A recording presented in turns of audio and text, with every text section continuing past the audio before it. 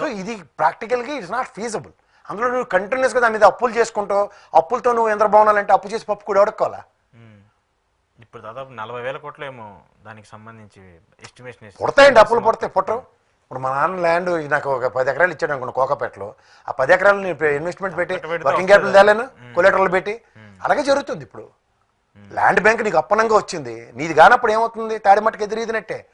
ఇంకో land bank పెట్టి loan ఇవ్వండి, 30,000 ఎకరాలు పెట్టి తెచ్చినా కూడా అదే అవుతుంది. ఇప్పుడు ఇండైరెక్ట్గా ఇప్పుడు 30,000 ఎకరాలు లోన్ పెట్టారని నేను చెప్పట్లే, కానీ వాస్తవానికి దట్ ఈస్ కనికే కదా. This land belongs to world bank అని బోర్డు పెట్టాడు అనుకోండి అమరావతిలో. అమరావతి ఖచ్చితంగా షూరిటీ ఉండాలి కదా వాళ్ళకి. రేపు surety this land belongs to Amaravati.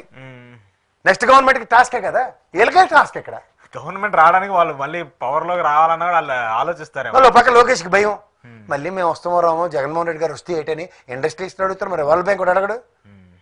ఎవరు వచ్చినా వరల్డ్ బ్యాంక్ అప్పు అయితే తీర్చాలి కదా, మారినంత మాత్రం ఉండదు కదా. ఇప్పుడు జగన్మోహన్ రెడ్డి వస్తాడు, ఇప్పుడు 2 విడతలు అనుకోండి సార్, వీళ్ళు 370 6 నెలలు చొప్పున, నాకు తెలిసి వీళ్ళకి 2-3 వేల కోట్లు కూడా వరల్డ్ బ్యాంక్ నుంచి ఈ లెక్కన వెళ్తే వీళ్ళు ఇలా ఈ హెడ్ కోట్ ఇట్ కోళ్ళు అటు పెట్టి చిన్నపిల్లలు చేసి వాళ్ళకి జల్లగొట్లు లాగేస్తారు వాళ్ళ దగ్గర. ఈ పూర్ణకొంబాలు తీర్చిదేవుడు ఎవరైనా నెక్స్ట్ వచ్చిన గవర్నమెంట్సే తీర్చాలి. భారం మళ్ళీ ప్రజల మీదే పడాలి. అది ఏ ప్రభుత్వం వచ్చింది, జగన్మోహన్ రెడ్డి అది ఎందుకంటే ఎవరు వచ్చినా. ఇప్పుడు ఉదాహరణకి నేను ఇందాక చెప్పినట్టు హైటెక్ సిటీ లాంటిది కడుతున్నాం, దీనివల్ల ఇన్ఫోసిస్ తోటి అగ్రిమెంట్ అయింది, చూపించండి మాకు. అలాగే వీళ్ళతో కాగ్నిజెంట్ అయింది, టీసీఎస్ అయింది, వీళ్ళందరికీ నేను ఫ్లోర్లు ఇచ్చి 10,000 ఉద్యోగాలు లేదా 1,00,000 ఉద్యోగాలు. దీనికోసం మాకు 1,000 కోట్లు ఖర్చు అవుతుంది, బిల్డింగ్ కడుతున్నాం. దీని డెవలప్మెంట్ నేను మాట్లాడుతాను, మనకు కనబడుతుంది, కళ్ళ ముందు కనబడుతుంది. రేపు హైటెక్ సిటీ లాంటి బిల్డింగ్ వచ్చిందిరా బాబు పెట్టుకుంటున్నారు అని, దానికి ముందు రోడ్డు వేస్తున్నాం, ఇన్ని కోట్లు పెట్టి రోడ్లు వేస్తున్నాం. దానికి వాటర్ కృష్ణా నది నుంచి అవతల రోడ్డు నుంచి అవతలకి బోట్ తీసుకొస్తుంది, ఆ బోట్ లోంచి అవతల పక్క తగలడానికి రోడ్డు వేసాం. ఇది రోడ్డు అడ్డంగా ఉంది కాబట్టి అలా మూలిక రోడ్డు బిల్డింగ్ కొట్టాం. ఇవి అభివృద్ధి. ఆ పసరమంతుడు బిల్డింగ్ దేనికి అక్కడ లేదా ఒక ఐటీ సెక్టర్కి ఇస్తున్నాం.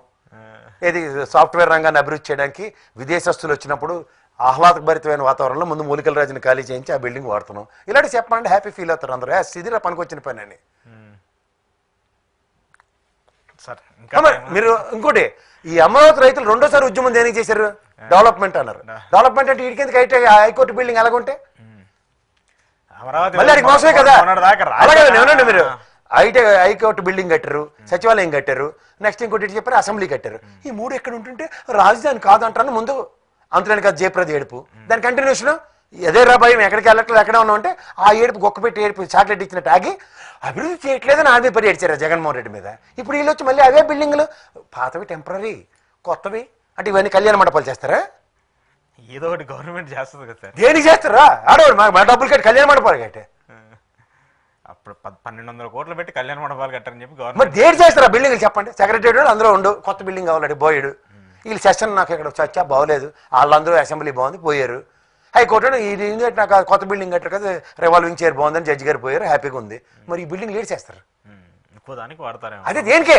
ప్రభుత్వ సంఘాలకు ఉంటాయి కదా ఇంకా శాఖలు, ఏదో ఒక మినిస్ట్రీ శాఖలకు సంబంధించి ఎలకాట్ చేస్తూ ఉంటారు, వాటిలో ఇంక జీవితాంతం అలాగే ఎలకాట్ చేసుకుని ఉండండి. అమరావతి సార్ డెవలప్మెంట్ అని అయ్యి మనం చూసే వరకు దాన్ని మళ్ళీ మీరు కాంట్రడిక్షన్ అదే. డెవలప్మెంట్ అని మీరు మాట్లాడితే నేను చెప్పింది అది. నవాబుల కాలంలో కట్టిన దిక్కుమాల బిల్డింగ్ అసెంబ్లీ అదిలోనే ఏడుస్తున్నాం కదా ఈ రోజు కూడా. కొత్త బిల్డింగ్ కట్టాం అవడనా మొన్న అనుకుంటే ఎరగొట్ట సచివాలయం కట్టాం. హైకోర్టు అదే కదా నవాబుల కాలం కాడి నుంచి ఉంది. డెవలప్మెంట్ అంటే ఇటు పక్క హైటెక్ సిటీ కట్టాం, ఆయన చెప్పిందే, నేను చెప్పింది కాదు. అది డెవలప్మెంట్ అంటారు. అదేంటిది హైకోర్టు బిల్డింగ్ పాతదైపోయింది మత్తు వచ్చి నేను కొత్తది కట్టాను, దీని డెవలప్మెంట్ అంటే? డెఫినెట్ గా నేను ఈ విషయంలో అగ్రీ చేస్తాను. ఆల్రెడీ సచివాలయానికి 12,000 ఎర్రిమోలోకలు జడ్డి వేదలు కాబట్టి ఊరుకుంటున్నారు అసలు. ఇప్పుడు మళ్ళీ శాశ్వతం కోసం అని చెప్పేసి మళ్ళీ 1,500 కోట్లు ఇప్పుడు చేయండి అమరావతి ఉద్యమం. ఇప్పుడు రైతుల బాలకోట ఎక్కువసారి నిద్ర లేపండి, ఊగిపోతుండే కదా జై అమరావతి అని. ఇది అభివృద్ధికి మీరు కట్టిన శాశ్వత భవనాలకి కంపారిజన్ మాట్లాడమనండి దీని మీద.